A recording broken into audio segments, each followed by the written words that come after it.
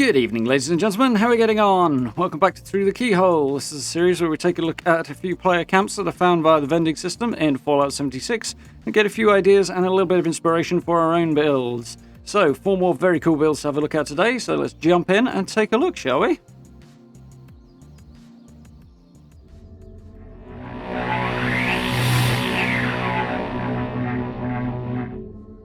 Okay, before we get started, if you guys would like to appear on a future episode of this series, then if you head over to the channel's community page, there's a post on there that will give you all the details of how to send your builds in. We'll look forward to seeing what you have been building and creating. So, with that all out of the way, let's jump in and take a look at some very cool camps, shall we? Okay, so build number 1. We are very close to the top of the world here. It's quite a popular little spot, this. And a very interesting little camp here with some really cool decoration. I've seen quite a few recently that have done this glass dome on the roof kind of thing, which is pretty cool. There's some good ideas with that. I might have to try something out along those lines myself. Would like to see a little bit more out front given the level of decoration inside, but there we go.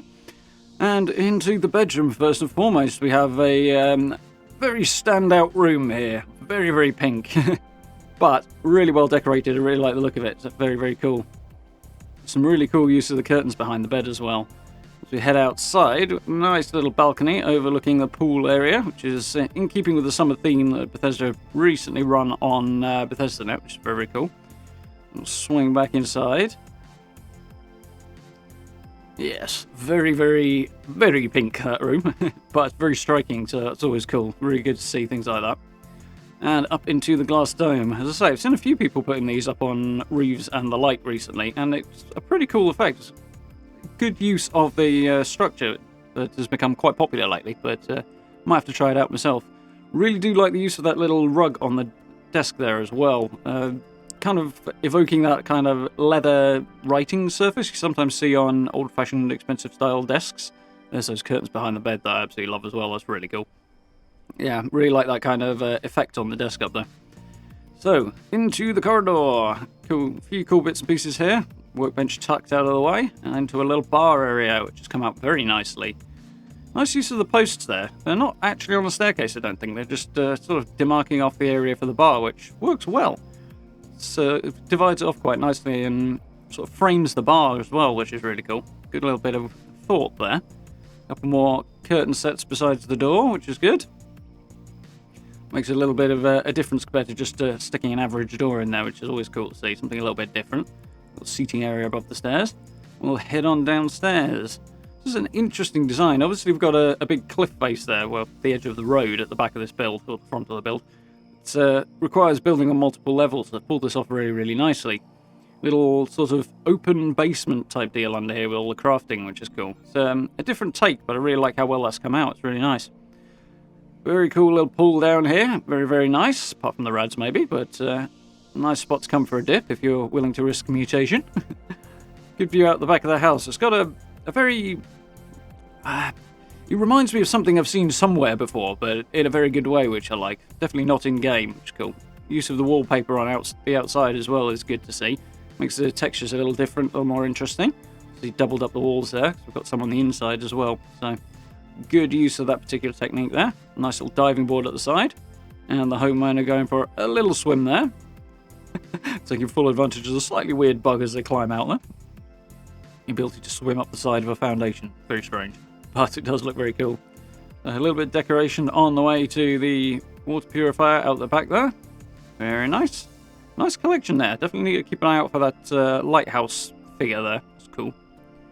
Can't get into that shed, unfortunately, to check out the generator, but I'm sure you can picture it. Yeah, all in all, the decoration on this build in particular is really outstanding. It's very, very cool. I would like to see a few more bits added out front just to make this front surface here stand out a little bit more, but I'm wondering whether or not we're right at the limit of the build there. So, very, very cool. Very, very good start there. So, build number 2 is somewhere down at the bottom of the Savage Divide. And initially, I was unsure about whether or not I wanted to include this one, but there's a couple of things in here that really stood out to me, and I just made me think, yep, absolutely got to include these. One of those being that sort of fire pit area there. So that's a nuclear winter piece, that fire, I believe. With the stone benches from the White Spring around it look really, really good. A nice little open area out front for the camp. Little farm on the side. Quite a big flat surface, this. I can imagine you stretching towards the limit of the build area on here, just in terms of the physical size of it, which is interesting, but creates a really nice look. Usually I shy away from things that are that big, but they pulled it off quite nicely here, which is cool. Interesting contrast with the wallpaper on the outside and the stone walls. Certainly highlight each other quite nicely with the colour contrast there, which is cool. A little crafting area, some lights in a former doorway, I'm guessing there. Light boxes. Yeah, I think I might have gone for a slightly different choice of wallpaper, but it does work fine here. It's just a personal taste thing. But this is one of the first things that really caught my eye as we come into the crafting room. Lots of different colours, lots of contrast. Gives it a really, really cool look. It's pretty clean looking as well, which is cool. All the lights and the disco balls giving it a lot of life, which is very, very cool. I do like the contrast between the red curtains, the yellow wallpaper, the accent wall with the brick there as well. Looks really, really good. Very, very nice start. And we head upstairs. We've got more in a similar vein, which is very cool. Not the biggest fan of the stairway to get up here. I think that's more of a case of us needing better options in-game than anything else, though. But look at this. Very, very warm, very, very welcoming. I'm sure I've said this before, but I definitely need to get my hands on those antler chandeliers. They look very, very cool. I really like the light they put out. Very full-looking beer stein case there, which is cool. Little balcony out here. Once again, the circus trailer doors being used there. And here's the thing that I really like the most about this, which is those benches stacked up like IKEA shelving, which looks really, really cool. They've come out really well. I like that a lot. Very good idea that I might have to pinch at some point. We've got the rank 100 planetarium thing there from the Legendary Run as well. And the Wendigo Colossus heads, mounted Wendigo Colossus heads, which are creepy as hell. And I didn't realise until I was wandering around this camp that they actually twitch, which is profoundly disturbing, but very, very Bethesda. Did make me laugh a bit, but very, very cool. So, something that's definitely outside of the norm for the sort of things that catch my eye, this, but it's got a few things in particular that are done very, very well, and I liked it a lot, so I wanted to show this one off. Really, really good work.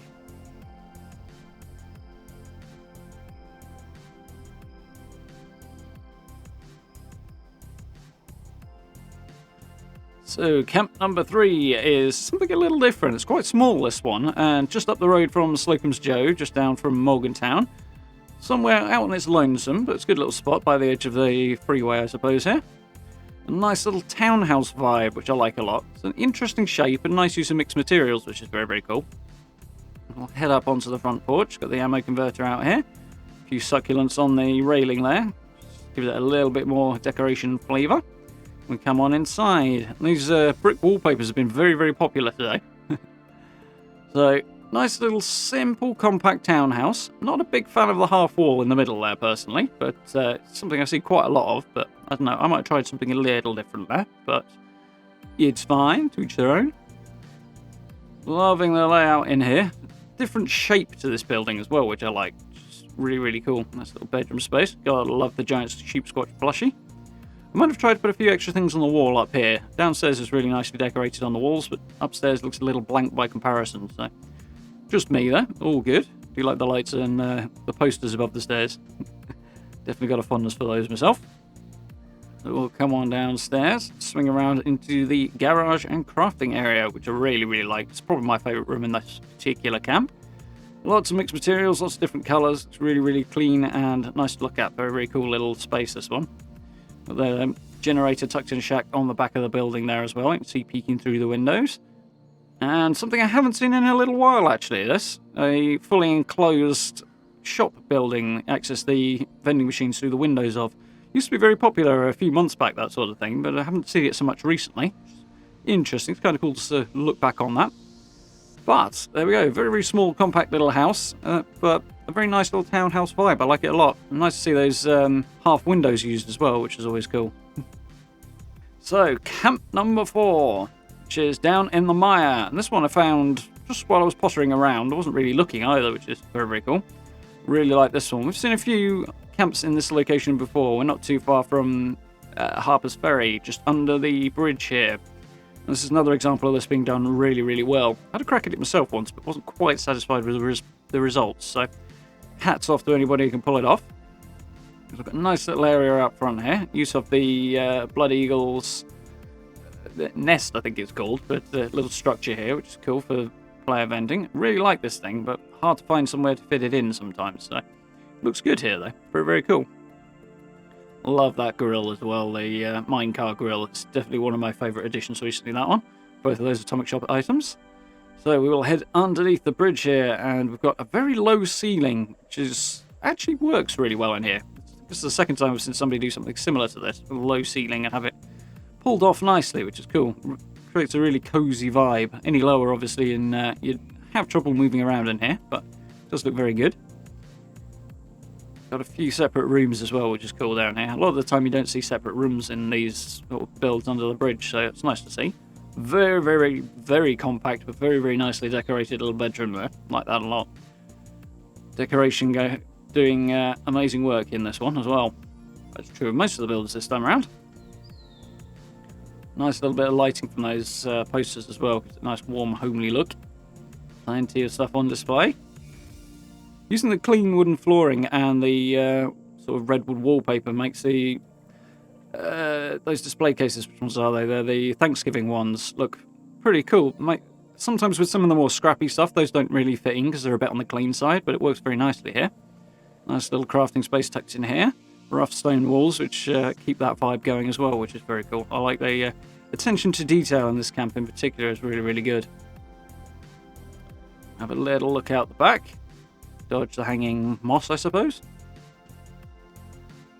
Yeah, we've got a few more crafting stations tucked out here. Just nice and closed off at the back. Used a few concrete barricades there to wrap it up. And it's all locked up in here, but we've got a little generator space, and Ace the Raider is hanging out in there, which keeps him from wandering around too much of the camp, which is always worthwhile. It does get underfoot a bit sometimes. But yeah, all in all, really nice build. Really like decoration and the use of the display cases in this one. Nice warm light. And I like the low ceiling as well. It creates kind of cottagey, homely feel, especially with the window and the curtains on it there as well. Lots of really nice ideas, a lot of attention to detail in here, which is really, really cool. Really, really good work on this one. So, thank you very much to everybody whose camps appeared today. You've all done some really, really cool stuff, and I really, really like them, so that's awesome to see. As I said before, if you guys want to submit your own builds to appear in a series, head over to the community page. All the details are on there if you'd like to send me a few builds to take a look at. Very much appreciate seeing what you guys are up to. For now, I will say thank you very much for watching. Do hope you enjoyed. If you did, please do hit those buttons for me. It's always very much appreciated. Social media links, merch store, and channel memberships available via the description as well. If you want to support the channel in that particular way, the support is humongously appreciated.